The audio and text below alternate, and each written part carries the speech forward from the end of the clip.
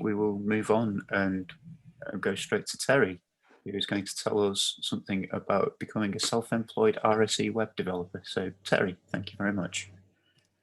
Thank you, Andy. So hopefully you can see my screen. I'm just going to 2 seconds because I can't see my screen. Okay, so hi everybody. So I'm going to talk about becoming a self-employed RSE web developer. And what I'm going to talk about is I'm going to start with kind of how I ended up becoming self-employed. It wasn't a smooth road entirely. I'm going to talk a little bit about the lessons I learned along the way. I'm then going to move on and talk about what I'm doing with the Wellcome Trust, which is kind of an interesting thing about being an RSE, but not classed as an RSE. And then I will hopefully smoothly work on to talking about sort of modern web development and just talk about different languages and frameworks that I'm using. So the story so far. So I started doing a PhD in computational biology. I came from research, as many people do. I originally started teaching myself Perl and then eventually moved on to Python, which was a good move for me. When I was doing my postdoc, I kind of came across Django and started doing some web apps. And I think it was in 2017, I went to the RSE conference and sort of came across what being an RSE is and was really just quite inspired by the ethos of having better software in research, which led me to get a job as an RSE at the University of Leicester. And during my time there, I learned a lot. I was the Python specialist, but I was mostly working on web applications and even some mobile applications. And I really was enjoying that. So I kind of wanted to do more of it. So in 2019, I started freelancing essentially in my evenings and weekends. I had the time. I was always looking for a little bit more income at the time. So I started doing a little bit of freelancing in my spare time. And then at the beginning of this year, everything changed because me and my partner moved to Ireland. So I had to leave Leicester. But thankfully, I was offered a position with Wellcome. Now, because I was outside of the UK, they couldn't hire me as a full-time member of staff, but they were able to offer me a contractor position. So now I am self-employed. Teri Apps has gone from being my hobby and evening week pastime to being essentially my full-time employment. And yeah, it wasn't exactly what I wanted at the beginning, but I've got here now and I'm quite enjoying it. So, and I've learned a lot on the way. So I thought I'd just talk about some of the sort of the lessons learned. And I'll start with saying it's much easier than you think. When I was first looking at setting up a sort of business, that kind of idea, it just felt really daunting. I was like, what do you do about tax and insurance and other regulations? Am I even allowed to just do this? And I sort of read a lot and went to a few sort of entrepreneur events, which I have to say didn't help at all. But it turns out it's actually really easy. So setting yourself up as a sole trader, which is the sort of simplest business type, essentially it means that you are the business. And so you are liable for anything that goes wrong in the business. So if the business sort of gains debt, you are liable for it.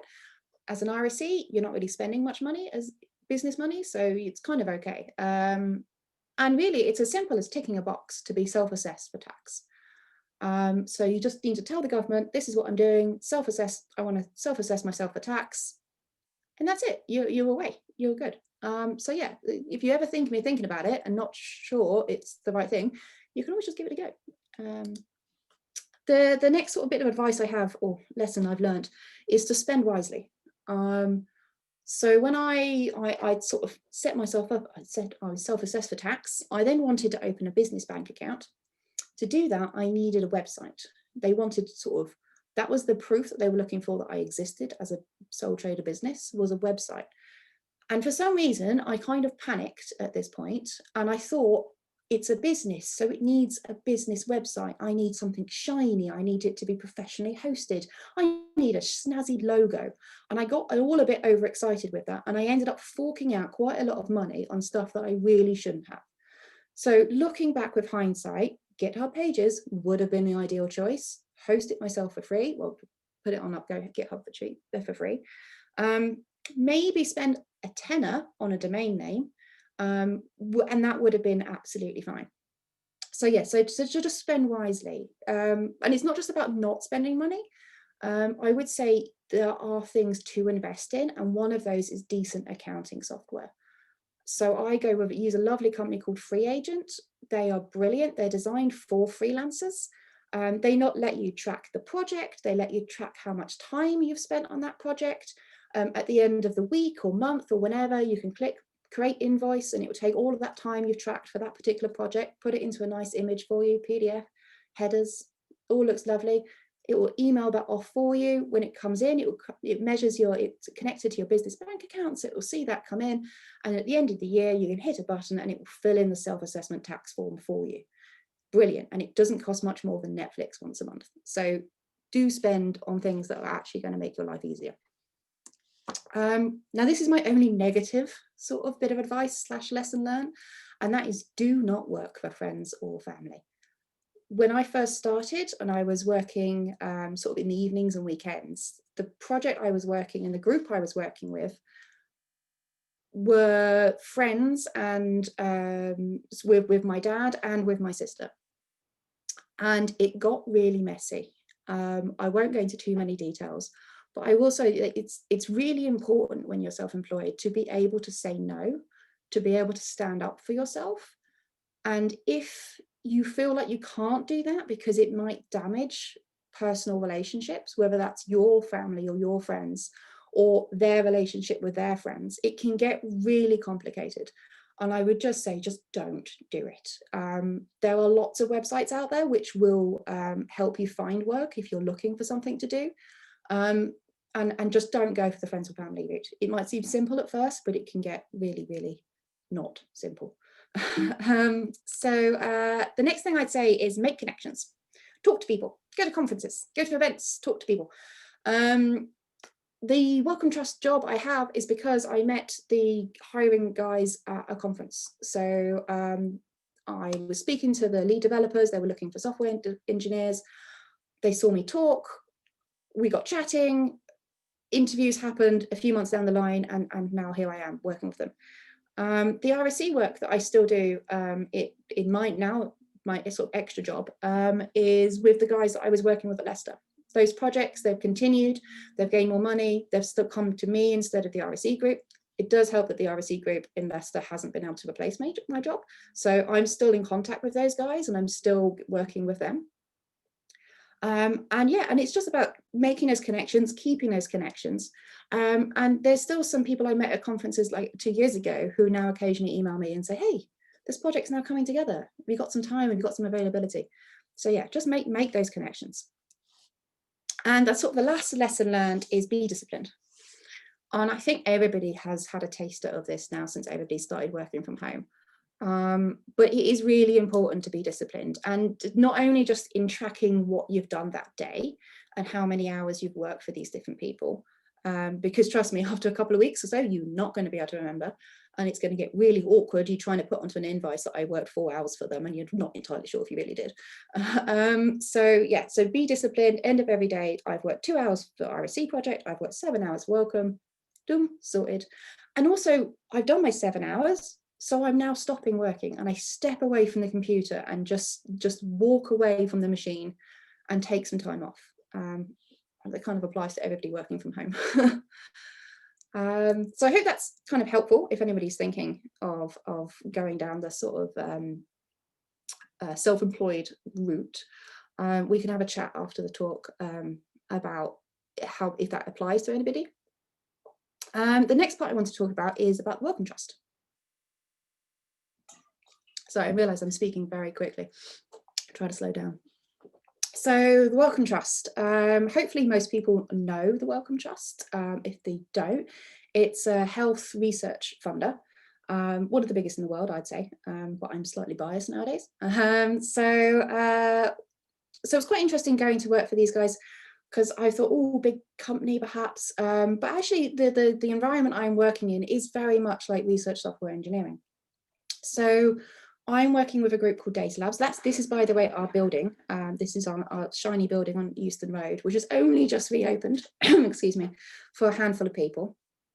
And so the Wellcome DataLabs, it's a great group. It's all about trying to make data-driven decision-making in Wellcome and also within the wider research community.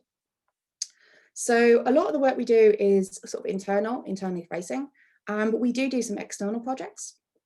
One of those is Reach, which is a platform about, so it allows people to see what the impact of policy, the impact of funded research in policy decisions is. So it's about linking together researchers with publications and also with policy documents. So that's quite interesting. And the work that I've been doing with them has been with the Research on Research Institute, which is called RoRI for short. And this is all about increasing collaboration between funders of academic research, and really kind of just to advance and open more diverse practices.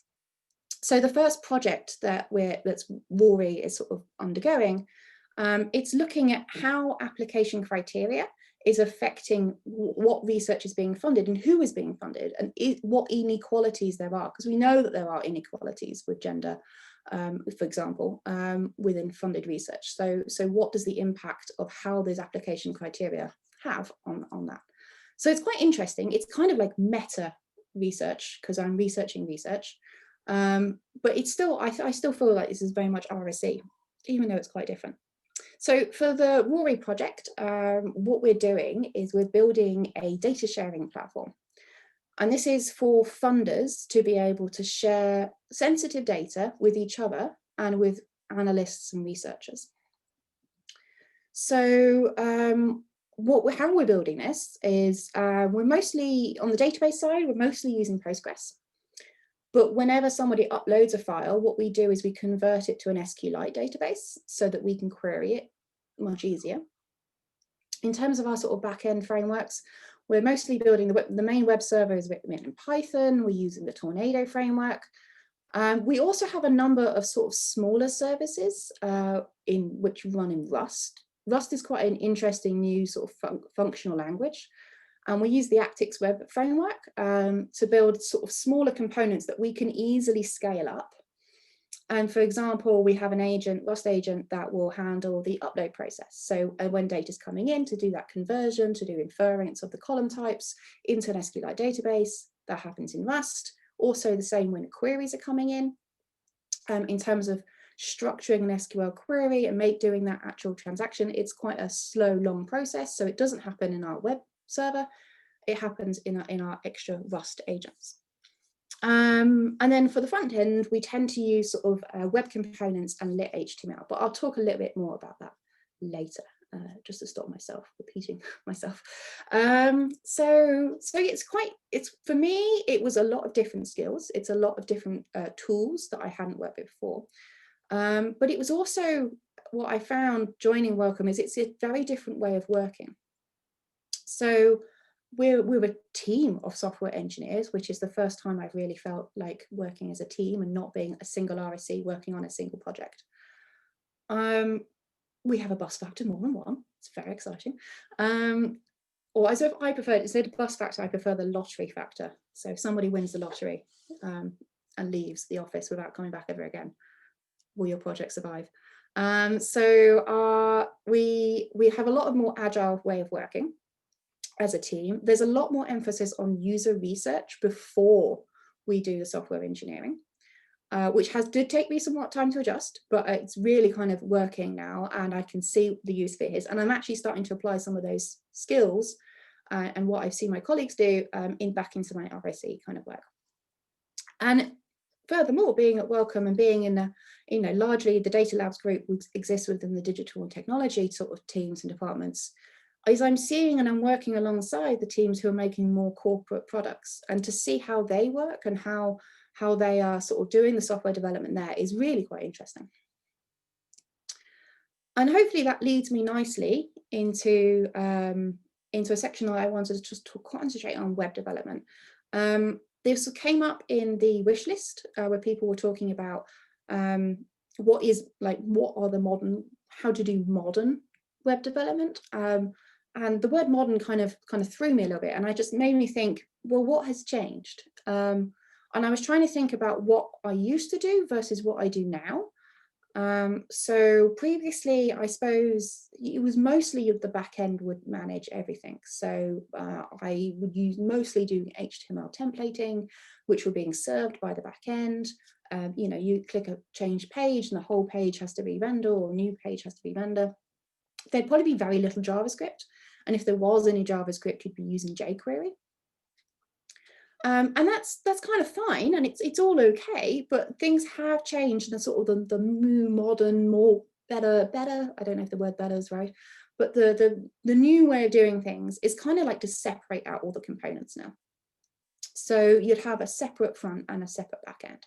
And therefore your back end would mostly just be an API. It's just different endpoints that allow you to serve different JSON data to whatever front end you want. So it could be, you could have 2 or 3 or just the one, different front ends that would access that API to display the data in a sort of beautiful way. And that, of course, that means that it's much more JavaScript.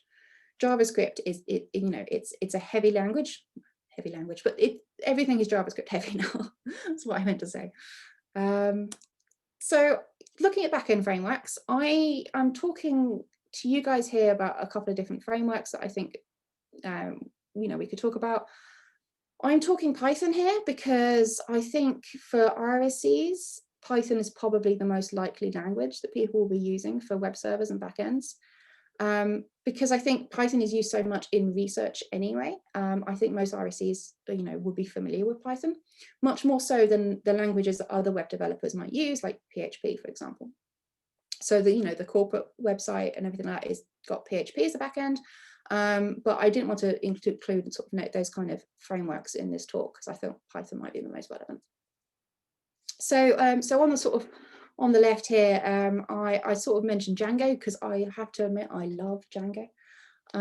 It's the sort of batteries included framework, and if you can combine Django with the Django REST framework, you can build a REST API really, really quickly. And you still have all the extra tools like the relationship model with the databases, with the admin interface that comes with Django. Now, of course, if you don't need all of those things, then going down for Django and the DRF is possibly more features than necessary. So, you know, depending on what your project is and what you're doing, might not be the best choice. Tornado is a different kind of framework again. So this is the one that we're using in the RoRI application. Tornado is designed to be asynchronous. It's designed to handle thousands of concurrent connections. So it's kind of more high performance, but it does require a lot more boilerplate code to be written. It doesn't come with easy plugins to connect to your database. I mean, it's still a Python framework. You could use different libraries and different parts, bits and pieces. But for us, we're kind of keeping it as trying to limit our dependencies as much as possible. So we're writing a lot more boilerplate. We're writing SQL queries by hand, which surprised me because I haven't done that for a few years. But you know, we're getting something that's really high performance out of it. So again, it kind of depends what you want. Now, I wanted to mention a micro framework, something like Flask. Personally, I'm not as big a fan of it because I find that I tend to put in and use all the same plugins, which just generates what I would have got with Django out of the box. But I have heard great things about Fast API, so I thought I would include it here. It's very similar to Flask. If you've used Flask before, Fast API is written in a very similar way. And you'll be able to set up REST APIs really, really, really quickly with it. So yeah, so if you're more on the Flask sort of team versus Django, if there's such a thing, then Fast API might be a really good thing to look at. I will say that it's really quite new still, so I don't think there's a big community there in terms of getting help if you need it. What about the front end? Well, the front end, it's JavaScript all the way.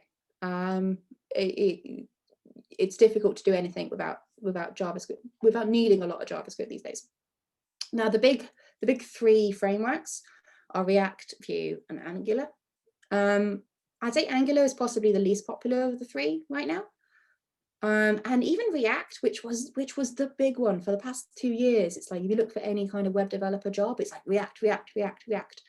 Even React now, it's starting to get some sort of negative sort of, press, and people are starting to feel less comfortable using React.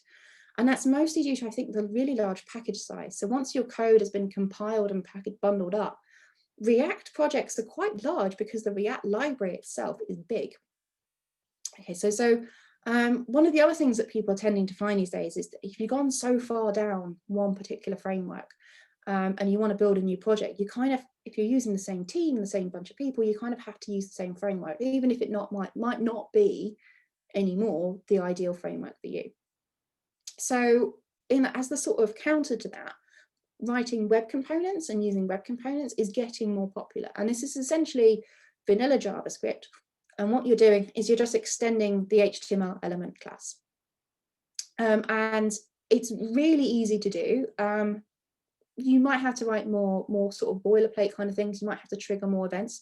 You can combine web components though with any kind of framework you want. We combine those with lit HTML, and lit HTML is more of an HTML framework than a JavaScript framework. And it allows you to create and update the DOM really quickly. And it knows which elements have changed, so it will only re-render those elements. But if you've got child elements all the way down the line and the data that they're holding has changed, you might need to dispatch some events to manually trigger a re-render, which you might not have to do with React, for example. But these are all sort of pros and cons. And so if anybody's starting to look at these and they're thinking, oh, which one do I pick, and how far do I go, and which is the new one for my new project, I would say it doesn't really matter which one you pick, but I wouldn't focus in on one to the detriment of all the others that much. My advice would be to concentrate on JavaScript. Concentrate on knowing the language really well so that you can pick up and put down any one of these different frameworks, because they are going to come in and out of popularity, and there will be something in the next 2-3 years which is like the new big exciting, the new React, and that everybody will start using it. So keep yourself flexible, learn the language, so instead of learning the framework. Because we have met people who've come to an interview and we've asked them, what JavaScript do you know? And they say, I know React, and that's all they know. And they're not capable of moving around and choosing a different framework, or even writing vanilla JavaScript. So I don't recommend that. What about mobile? I think when you're an RSE and you're looking at mobile development, I think it's best to use a framework that lets you write a hybrid cross-platform app. I can imagine a situation where an academic is absolutely convinced that they only ever want an app to work on iOS. So you go off, you learn Swift, you start building it, and then they change their mind. And you have to change the language. So my advice would be, write something in the beginning that's going to be cross-platform. Whether that's flipping of what platform we're going to use has happened to me. So it definitely can happen. So I'd say that there's 2 biggies when you're looking at different mobile frameworks. React Native and Ionic. And I will say from the bat that I prefer Ionic, so this is going to be biased. I think if you are already proficient at React, and React is already, you're already deep into React, React Native is possibly the better choice for you because you already know half of it. But I'd say from an outside perspective, if from an RSE who's never had to do a mobile app before, React Native has got quite a steep learning curve. And you kind of, you have to learn React, and then you have to learn all the different intricacies of React Native to be able to build something. So you've got to learn a lot straight off the bat. Ionic, on the opposite hand, is basically just web development. If you know how to do web development, you know how to use Ionic. So if you're interested in progressive web apps, you use Ionic. React Native, it really only is cross-platform in terms of you can do iOS and you can do Android. Ionic, you can do both of those, plus Windows, plus the web. It's essentially, you're just writing a web app that will run as a mobile app. And that's also part that I quite like about Ionic. It's sort of write it once, it will run it everywhere. If it will choose the best CSS and the best design approach depending on which platform you're running it on. So an iOS app will look like an iOS app, while an Android app will look like an Android app. And not only with that, with Ionic, because it's mostly using web components, you can choose which flavor you combine with that. So you can use Ionic with React, with Vue, that was just launched this morning, with Angular, which is the traditional older version of Ionic that existed for years, or just plain vanilla JavaScript with Ionic. So yeah, if you're coming from a web development background, I would recommend Ionic. But like I say, I am biased. And I thought I'd just sort of wrap up with saying, you know, RSE projects, you can do those. I think for RSE projects, they're often under a short time frame. So here I've got included a couple of sort of screenshots from an app that I actually presented at the UK RSE conference last year. So this was written in 3 months. I had an Ionic, this is using Ionic version 3, so it only had Angular available to it at the time. App, we had the Django plus DRF backend. The Django app was also actually serving a sort of normal website for the academics to view the results that are coming back from the app. And you can get something up and running in 3 months, which I think is most sort of RSE kind of projects. And then on the right here is I'm including another sort of web app that I'm actually working on at the moment. And this is again for some of the guys at Leicester. And this is again, it's Django. We're not even using an API at this point. It's just HTML templating with jQuery. It's Bootstrap. It's all the things I told you were old, but it works for this application and it works for this audience. And I think that's important to remember as an RSE who your audience is. We're not building a commercial website where if a page loads takes longer than a second, we're going to lose business and we're going to lose sales. I certainly believe that most academics will come to a website like this. They're looking for the functionality, they're looking to get data. Whatever it is that you're building, it's got a different audience than I think a commercial website is. So that would be my kind of take home. And at that point, I will just stop. I will say thank you very much for listening to me. I will absolutely take any questions. If you want to get hold of me at any point, I am on LinkedIn. Email me, Teri@teri-apps.com, the domain and email address I spent a lot of money on. Or get hold of me on Twitter or Slack or email me or anything. And that's it. I'll stop. Thank you, Andrew. Thank you very much, Teri. So there are a number of questions, mainly the first lot are related to freelancing, I guess. So the first one is, are you registered as a sole trader in the UK or Ireland or both? Yeah, okay. So I am registered in the UK. I have a UK business address, which is my parents' house. I've only been in Ireland for a little while, and it's mostly been during COVID. So if the tax man comes for me, I just got stuck here, and I'm on a very long prolonged holiday. I am in the process of getting a tax registered because you need the sort of tax ID, your national insurance number essentially, with Irish, and I'm in the process of getting that, but things are very slow because of COVID. So I eventually will flip from being a sole trader in the UK to being a sole trader in Ireland. It just hasn't happened yet. So currently I still live in England. Okay, thank you. So the next question is, without COVID, would you suggest to get an office anyway, something like WeWork or something like that, to keep work separated from home life and to look more professional? I'm very lucky. When we were looking, because I knew what was going to happen and I knew I'd be working from home when we were house hunting, when we moved to Ireland. So we have an apartment which has a small box room, which is my office. It's my domain. It has a door on it. I can close it at the end of the day.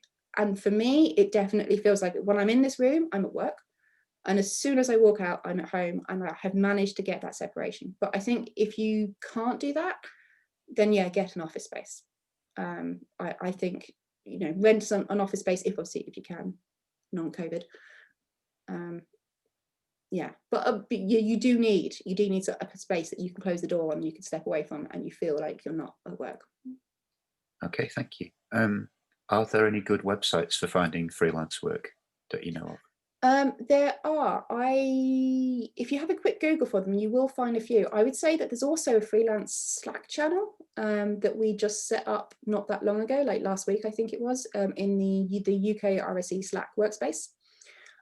So if you're interested in finding some freelance work, maybe drop a message in there, because I think there were some people talking about availability and some projects coming up. I mean, I've almost got too many projects coming towards me at the moment. So, you know, get in touch with me, and depending on skill sets and what you're interested in, I might be able to pass some people, you know, some work around. But there are some good sites. I think Nomads is one of them, and there's a couple of others that I looked at, but I haven't used them myself, so I won't give them a firm recommendation or not. Okay. And final freelancing question was, how does freelancing interact with university finances? Example, overheads or timescales for spending money on things like It's that. been an interesting one, that. So the project I've been doing with the group at Leicester, I have been working on that in my sort of spare time. I've been trying to do about 10 hours a week for that project. Okay. But they had to spend the money within a certain deadline. So it took a couple of months for me to be accepted with the university financial system as being a contractor who could, you know, basically, I can't remember, setting up purchase orders and going through all of the finance sort of emails back and forth. They had a set amount of money that they wanted to spend, and we basically had to charge for that whole amount of money in one go. So I have been fully paid for this job, but I will be continuing to work on this job until probably about March, April next year. Okay. At 10 hours a week. So it's a little bit more balancing and a little bit more paperwork involved, but it is possible.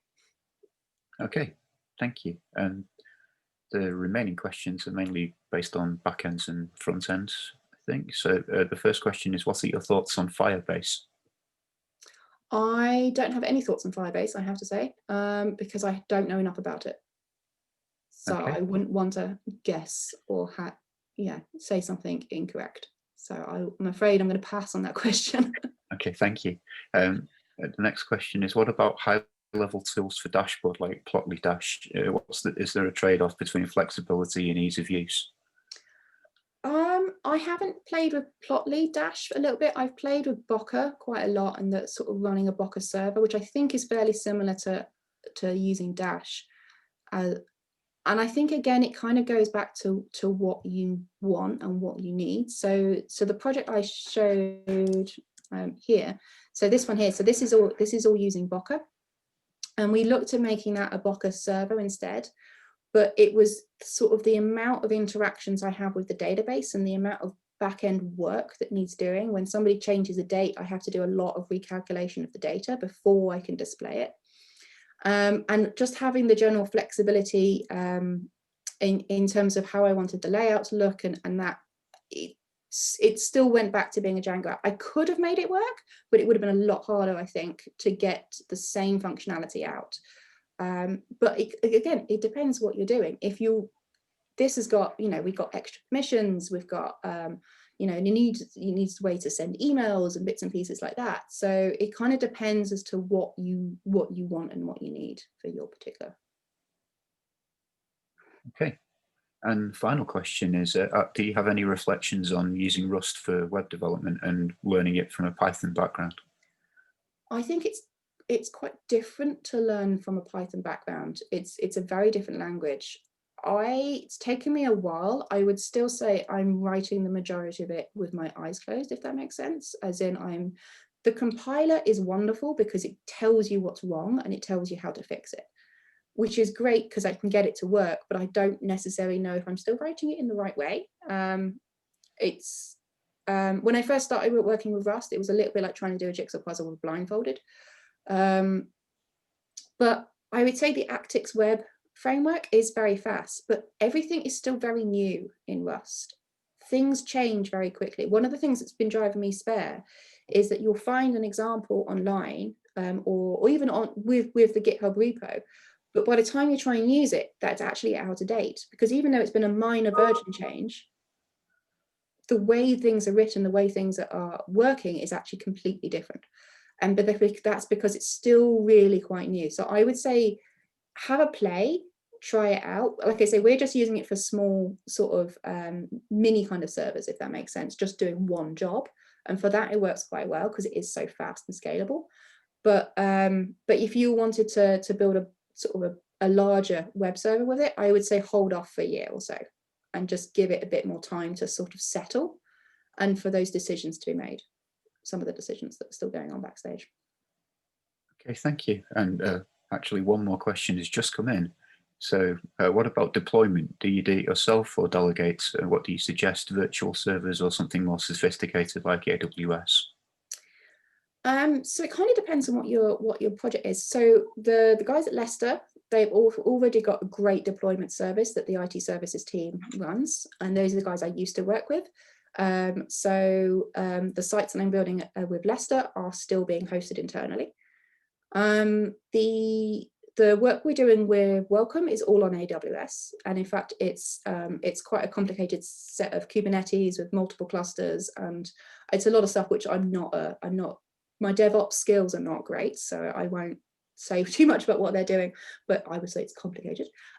Personally, I think even a website like Python Anywhere is great because you can set up a web app on there. It's designed to run Python web apps, so you can get it to run Django or Flask or whatever you're doing. Unless you're using a lot of resources or you need something specific like Postgres in the background instead of MySQL, it's free. And even if you're not, it's sort of, you know, £7 or €7 a month instead of AWS, which I think can get quite quickly out of hand cost-wise. Okay, thank you very much.